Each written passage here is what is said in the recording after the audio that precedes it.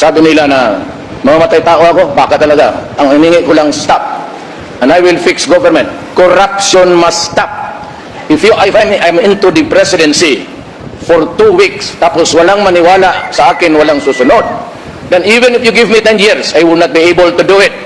Pero ako kasi sabi ko, ordinaryong tao lang ako, ayaw kong mapahiya. Kaya pag sinabi kong huminto kayo.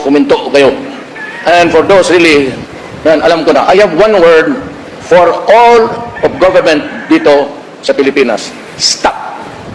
S-T-O-P. Just stop. Just obey the law. And for the civilians, wala kong hingin. Sabi nila, may extrajudicial killing. But it's not that, it's really the interest of the country. Gagawin ko po yan. I will stop corruption, walang droga. Kung maaari lang, maubos ko. Pati tao, okay lang sa akin. Sabay na sa droga. Criminality, ganoon rin. I will be harsh. And I'm warning you about in the horizon the coming of terrorism. Pareho yan.